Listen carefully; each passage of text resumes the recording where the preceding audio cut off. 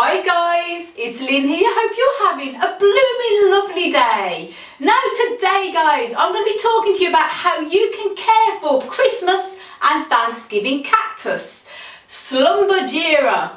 And I'm going to be sharing lots of tips on how you can look after your Schlumbergera and also the differences between the two. Now I'm also going to be making a blog as well, so do check out my blog that I'm making on how to care for Christmas cactus. I'll put links down below to my website, desertplantsavalon.com, so do check that out guys. And also please do give my wonderful fiancé Hansi a big thumbs up, who is going to be filming me doing this video today. And do go over and subscribe and support Hansi too, family of cacti and other beauties. So guys, let's get going then. So guys, what exactly is Christmas and Thanksgiving cacti? Well, Christmas and Thanksgiving cacti belong to the cactus family Schlumbergera. Now in their natural habitats, these cacti grow in the tropical rainforests and are epiphytic in nature. That means that they are a cacti that actually grow hanging off trees for support. And in the tropical rainforest, these cacti receive a lot more shade and moisture than their desert-loving cactus cousins do. Now there are two different main types of Schlumbergera. Schlumbergera truncata and Schlumbergera bucklei, or buckley. The Schlumbergera truncata is the one that is the most commonly known as the Thanksgiving cactus, and that's the one that's more often seen for sale today. And the Schlumbergera buckley is the one that is the true Christmas cactus. And the difference between the two is down to their leaves. The Thanksgiving cactus has more sort of sharp edging, and the true Christmas cactus, the Schlumbergera bucklei, has a smoother edging. But I'm going to put links up above to a video I have made on how to tell the difference, whether you have a Thanksgiving cactus or a Christmas cactus. So do check that video out guys, and that will tell you which one you have. But when it comes to the care is exactly the same for both of these. And that is what Schlumbergera is. They're epiphytic, completely different to desert cacti, and this is why I'm doing a separate video on their care, because it's a completely different care to the desert cacti. Now when it comes to the lighting, Schlumbergera like bright but indirect sunshine, and they prefer to be placed in a semi-shade position away from direct sunshine. If they're placed in full sunshine, these plants can suffer from stress and their stem segments will turn pink or go yellow if they're receiving too much sunshine. Now remember, these plants naturally grow in rainforests, and therefore they prefer much more shade than the desert types of cacti do. So a bright position where they will be able to receive plenty of natural daylight and indirect sunshine suits these cacti best. Now if you only have a south facing position, then what I recommend is covering the windows with a shade cloth or a net curtain so your Schlumbergera cacti receives indirect sunshine. Now Schlumbergera, bit of a tongue twister, can be placed outdoors during the spring and summer months, and there they receive plenty of fresh air. But make sure if you're placing it outside for the spring and summer, put it in a shady spot and away from direct sunshine guys, because direct sunshine, as I say, will bleach the leaves and stress the plant out, and strong winds and heavy rains has to be protected from if you're having it outside. Now from late summer onwards, Schlumbergera will be starting to form their buds. So what I recommend doing then is, obviously, if you're growing these plants in a house where you have artificial lighting on, which most people do, especially of an evening time or first thing in the morning, it's important that you move the plant from probably early September onwards into a position where it receives no artificial light. For example, if you have it, move it into a spare room so it only receives natural daylight, because if you put these plants in a room where it receives artificial light, it can stop the buds from forming, and that's the last thing you want to do. So guys, move it to a room where no artificial light at all, and you're guaranteed to have buds. It's the cooler temperatures and also the natural shortening length in day and night that encourages these buds to form. So that's important when you think about lighting. Now that's the lighting. So the next thing we'll go on to is the watering. Now water Schlumbergera only when the soil is dry. Now, they like completely different watering schedule entirely to the desert cacti, because desert cacti like to be kept completely dry in the winter and also sort of plenty of water then in the summer. But with Schlumbergera, they do like to be kept watered pretty much all the time. Obviously during the cooler winter months, not as much watering, but always never let the soil dry out for too long. But let the soil dry out in between watering, so they don't like to sit in soggy water, soggy soil. So rainwater is always more preferable to tap water. Otherwise, tap water, if that's all you have, leave it to stand for a day or two to release any of the chlorine and other gases to let them to dissipate. But rainwater is always better if you can. And I say, the rule is always let your Schlumbergera, the soil, dry out in between waterings. If it's already wet, the soil, don't just go ahead and water it again. And also after, which I'm going to explain about when I go into the flowering, once they've stopped flowering, that's the only time you let the soil go dry for about a month, because they need total rest then. I'm going to mention that in a bit. Now, humidity. Schlumbergera like a lot more humidity than the desert cacti. Now, desert cacti need to be kept completely arid and dry, but with the Schlumbergera, they do like more humidity. And if you're growing these plants in a centrally heated room, then I recommend spraying them with a bit of rainwater to give them a bit of humidity. And if you're growing them, say on a windowsill and there's radiators above, not a good idea. But if that's the only place you have, make sure you put a tray, put the plant pot onto the tray, cover it with tiny little pebbles or gravel, and keep the gravel moist with water, and that will help to increase humidity as well. But ideally keep it away from any radiators and air conditioning. And you see, if it's kept too dry in dry air and too hot, they tend to drop their leaf segments and they'll certainly drop their buds, so bear that in mind. Humidity is definitely important with these cacti. Now, the temperature, again, different to a lot of the desert cacti that can take sometimes below freezing temperatures. These cacti do like warmth. Remember, they come from the tropical rainforest, so they're not going to take any frost in any form. Now, in the summer, Schlumbergera prefer temperatures ideally no higher than 80 degrees Fahrenheit, which is around 26 degrees Celsius. They can take higher than this, as long as they're given plenty of fresh air and ventilation, and they're kept away from strong direct sunshine. And of course, they're kept plenty of water during the warm summer months. Now, in the winter, they prefer ideally to be kept at an absolute minimum temperature of about 50 degrees Fahrenheit, which is about 10 Celsius. Now, they can take lower than this, and we have these actually in our polytunnel, kept possibly at the absolute minimum temperature of about 6, roughly about 7 degrees Celsius, which is probably about 45 degrees Fahrenheit. And they do absolutely okay. But ideally, if you can keep them about 10 Celsius, 50 degrees Fahrenheit, they do prefer that. Lower than this, they do tend to sort of scar slightly. They have a bit of scabbing on their leaf segments. And if they're kept below 5C, which is about 41 degrees Fahrenheit, they can completely drop their leaf segments, and it can actually encourage rot and things like that. So do not keep them, definitely no lower than 5. Ideally 10C. And if you do keep them cooler than 10C, as in this case me and Hansi have to because we have them in our polytunnel, then keep them a little bit drier than you normally would if you were growing them in the house. As I say, I've already said about letting the soil dry out in between watering, but I do let them dry out a lot longer in between when they're keeping them in cooler temperatures, because the high humidity in Ireland and the cooler temperatures are not good. High humidity is good for these plants, but not when you've got very cool temperatures. So if you can keep them at 10 degrees Celsius, 50 degrees Fahrenheit, that's ideal. Other than that, keep it a bare minimum of about 7 Celsius, which is about 45 degrees Fahrenheit. And the reason why we can't keep the high, we'd have a huge electric bill if we kept them at 50 degrees. Now, it's absolutely essential that these cacti are never exposed to freezing temperatures. They can take low temperatures, 5, 4, even 2 degrees briefly, but certainly cannot take any frost, as that would definitely kill them. Now, from late summer, it's important that you allow the nighttime temperatures to drop in comparison to the daytime temperatures, because it's the drop in temperatures as well as the shorter day length that encourages these cacti to form buds. Now, fertilizing. Now, what you can do is fertilize Schlumbergera with a good quality liquid houseplant fertilizer from spring, sort of mid-March, up until midsummer, sort of late August, sort of mid to late August, and give them a good fertilising with every 4th watering you give them.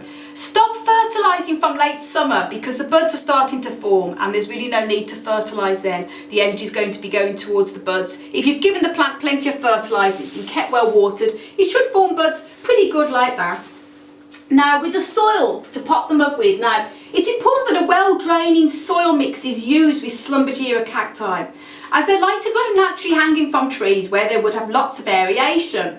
So if you use a very tight sandy soil like you normally would with the desert cacti, it can be too condensing for these type of plants. So ideally what I like to do is I like to use a good quality house plant soil and add added peat and perlite. And a little bit of cactus soil with added peat and perlite. You can do that as well. I personally like to use John Innes No. 2, which is a loam-based soil, and I add extra perlite and extra peat. So it's more aeration, more peat than I'd use with the desert cacti. And I use a soil mix of 50% loam-based soil, as in this case John Innes, and I use that at 50%, and I mix it with 30% perlite and 20% peat, and I mix it all together, and this Schlumbergera seem to grow very happy in this soil mix. The most important thing is to use a well-drained soil mix and get plenty of aeration. Now repotting is best done every 2 years, and always go for a pot just a bit larger than the last one, as these plants flower better if they are slightly under-potted rather than over-potted. Is if you pot them up into too large of a pot, you know, what can happen is the energy is going to be going to the root system and also forming more fresh vegetation instead of flower buds. So if you just pot up every couple of years into the next size pot up, plenty of fresh soil, then the energy is going to be going more to the root system. Slightly root bound is the trick to help to encourage blooms every year. So not too much of a big pot where the energy is going to go to growing more fresh vegetation. And to bear that in mind, guys. Now propagation. Now there's 2 different ways of propagating these cacti, and obviously the most easiest one is doing from stem segments, but it's also good fun to sow from seed as well. And a lot of times I've actually pollinated the flowers and got seed myself and sowed the seed. Now obviously propagating Schlumbergera from seed is a time-consuming process, but if there's seeds from your own plants, this is really fun. And Schlumbergera can be easily pollinated by cross-pollinating 2 blooms on either the same plant or on 2 different plants. Personally, I've had more success when I cross-pollinate flowers from 2 different Schlumbergeras, often with different flower colours. And if you want to know how to pollinate the flowers on your Schlumbergera cacti to get seed, then links up above to a video I've made on how to pollinate Schlumbergera Christmas cactus flowers to get seed. So do check that video out, guys. It's always fun, you've got nothing to lose, and if you get seed, why not sow them and grow these amazing plants from seed, because it's so much fun. But obviously it's much faster and easier to propagate from stem segments. And here I'm going to be explaining about stem segments. Now propagating Schlumbergera from stem segment cuttings is always best to be done from the spring until midsummer, when the plants are not resting or obviously not flowering, because when they're flowering and you take stem segments now, the energy wants to go to forming buds at the end and not to roots. So bear that in mind. Spring and summer is always the best time to take stem segments. And then what you do, it's always best to take a minimum of 2 leaf segments, or ideally 3. Gently, you can either very gently twist or get some sharp secateurs and cut at the join there. Allow to callus over, which is actually letting the cut part dry for about 3 days. And there's 2 methods. You can either pot them directly into soil about halfway up the first segment, or put them directly into water, preferably rainwater, and they will root either way. But there's if you want to know how to actually grow them from stem segment cuttings, I've also made a video on how to propagate Schlumbergera Christmas cactus, and if there's not enough links up above to put that link on, because you only allow so many links, the link will be down below in the description section of this video on how to propagate Christmas cactus, and that goes into a lot more detail. But basically all you need to do is really just cut the segment, allow it to dry, and then either pop it in some water or directly in soil and just lightly mist the cutting if it's in soil, and it should send out roots within a few weeks. Spring and summer, as I say, always the best time to do that, but do check the video out where I go into proper detail about that. Now flowering. Now to encourage blooming with Schlumbergera, it's important that from early September to keep the nighttime temperatures cooler than the daytime temperatures to encourage the buds to form. I mentioned that a little bit earlier on, but I'll explain a bit more now. Schlumbergera also prefer to be slightly root bound, again I mentioned that, rather than over potted, as this also encourages the buds to form. Now if growing indoors, it's important to keep these cacti away from artificial light sources, because this prevents your cactus from forming buds, as it's a shorter day length as well as the drop in nighttime temperatures that encourages these cacti to bloom. So it's best to keep in a cool, unheated room close to a window that has natural daylight, but away from artificial light and direct sun. Just wanted to recap that because that's an important part with the flowering. And I have made a video also, 10 reasons why your Christmas cactus is not flowering. So if you have a Christmas cactus and you're doing everything that I'm saying in this video and it's still not blooming, do check that video out, because that goes into even more detail, because there's many reasons why your Schlumbergera may not be flowering. So do check that out. As I say, I may have run out of links up above, but I'm going to be putting all the video links I'm mentioning in this video down below in the about section of this video, so do check the links out, and also check the blog I'm going to be making as well, that will have made already, on how to care for Schlumbergera, and it will have all the links in my blog on my website desertplantsofavalon.com. Now, bud drop, it's very common with these cacti. Now this is a very common problem, especially with Schlumbergera cacti.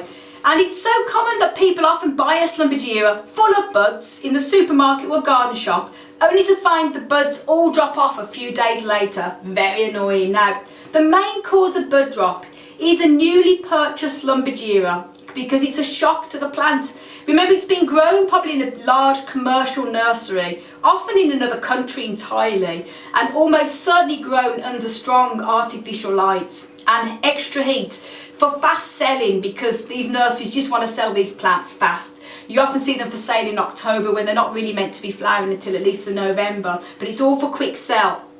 So then the plant is transported over from this other country, moved to probably a dark corner of a shop for selling for a few days, and then it's moved again when you buy it to your house. The shock of the move often causes your Schlumbergera to abort the buds, and that's often what happens, as well as moving it into an entirely different position as well. Now be careful when you're bringing your newly purchased Schlumbergera home from the garden shop, because the dramatic difference in temperatures from a warm, centrally heated garden shop to the fresh, cold air outside often shocks the plants, especially in the middle of winter. So when buying any tropical plant, not just Schlumbergera, if it's the winter time and it's cold outside, best to wrap some fleece loosely around the plants before you actually leave the garden shop, to walk to your car, or if you're using public transport. This just helps to protect your plant on its journey. Now, bud drop in Schlumbergera at other times, say you've had an established plant for a long time and it's just keeps dropping its buds, or it just drops its buds one year. This is often caused from over or underwatering, too hot or too cold a room, or moving the plant suddenly from a bright position to a dark position, or vice versa. There's many reasons why it happens, but keeping your Schlumbergera behind a cold curtain over a window of a night also, the cold draft also causes bud drop. Pests like mealybug, aphids also like to hide in between the flower buds and eat the bud juices right at the joins, and because they hide, they're so hard to find, you just see the buds keep dropping off. So do check for pests if you're doing everything else right but it's still dropping buds. Now after flowering, it's normal for your Schlumbergera to look a bit sad. It goes a bit limp and almost looks like it needs watering when it doesn't. Now this is because, remember, the energy has been going all to forming buds, and suddenly it stopped flowering. Your plant is exhausted. Blah. It's going to look blah. It's going to drop. It's going to be exhausted. So if your plant looks a little bit weak, a bit limp, and you're thinking, what's wrong? It's watered and everything. It's normal. Don't do anything. Don't worry. In fact, it's a good sign that your plant has been using up a lot of its energy reserves. Now this is important. This is the only time I'd recommend not watering these plants for about a month. Obviously, if they start to show signs of being stressed or not being watered, then give them a tiny bit of water. Keep them lightly misted to keep the humidity on the leaves, but totally let the plant rest. Doesn't matter if it goes dry in the soil. Just leave a month without water. Let the plant rest entirely. This is really, really important. And, you know, withhold watering for a month, as you say, after the flowers are finished, to allow the plant to rest and relax, ready for its forthcoming new spring growth. Now, if you can place the plant in a cool room when it's resting, below 18 degrees Celsius, 65 degrees Fahrenheit, but definitely above 50 degrees Fahrenheit, 10 degrees Celsius ideally. This will be ideal if your plant is showing signs of shriveling or it is in a centrally heated room. Do still continue to mist the stem segments regularly, as I say, but only water the soil a month after it's been flowering. It's really important that the plant gets to rest. And I have actually done also a video, links down below in the About section again, on why your Christmas cactus goes limp after flowering. Now guys, pruning. There's no need to prune a Schlumbergera unless the stem segments are damaged or they start to look unsightly or they're overhanging and you want to keep the plant more compact, as in this shape. You can just prune back the stem segments, again pruning at the joins and treating the others as cuttings if you want to. All you need to do is use a clean sharp pruning shears, cut away at the parts where the stem segments join. And if the stem segments are healthy, then give them away as healthy cuttings to your friends, family and neighbours for them to propagate. Now, pests and diseases. Now, thankfully, Schlumbergera are hardy cacti and they don't tend to get the common pests that a lot of other houseplants seem to get, such as green flies and thrips. But Schlumbergera are prone, like a lot of normal type of cacti will be prone to, the dreaded mealybug and also scale insect. Now, both of these pests tend to hide on the underside and in between of the leaf segments, so they're underneath and in between there, as well as in the flower buds. And the best way of dealing with it is using a bit of rubbing alcohol, isopropyl alcohol, dabbing them off, or treating it also with neem oil with a solution. That's the long-term good way of getting rid of these as well. And as I say, if you go into my blog on this video, which I'm going to also put in the underneath in the description, to click onto that blog, it will give you links on where you can buy isopropyl alcohol from and also neem oil, which is good for successfully getting rid of bugs on this. So luckily they're not overly prone. Diseases. Now again, horticultural neem oil is a fungicide as well, so that also helps when you're spraying with neem and watering the plants with neem. It takes it up systemically. It also acts as a fungicide, so it's a good all-round preventative for preventing mealybug and also other pests and also fungal diseases as well. So they're not prone to many diseases if they're grown correctly, but the most likely problem with disease is fungus or stem rot, and this is nearly always caused from overwatering or too cold or too damp conditions, or quite often a combination of all three, especially here in Ireland, sadly. Now, just to recap everything up in a nutshell, remember to grow these cacti above the minimum winter temperature of 45 degrees Fahrenheit, 7 Celsius. Give plenty of fresh air and regular watering in spring and summer, but allow the soil to dry out in the pot before you water again. Give them a dry rest period after flowering for a month. That's the only time you stop watering. Keep them in a bright, well, naturally lit position or window, but away from strong direct sunshine. And avoid keeping on a windowsill directly above the radiator with central heating, as Schlumbergera like a lot more humidity than the desert cacti do. And remember to fertilise regularly from spring to midsummer. And most importantly, tell your Schlumbergera you love them. And then you should have a blooming lovely Christmas every year, guys. So guys, I hope you, sorry if I waffled on, I try and keep it as short as possible, but there's so much I want to, include so you get the idea of how to care for your Schlumbergera. And as I do check my website out, guys, and desertplantsofAvalon.com. And a big thank you to Honzi, who is doing an incredible job filming me here, because he's actually standing on a chair filming down at me as I'm waffling on here. So do go over and subscribe to his channel. As I say, links up above. And thank you guys for watching. And I want to send you loads of love, heaps of happiness, and tons of plant power. As always, from across the Emerald Isle. And until the next video, bye.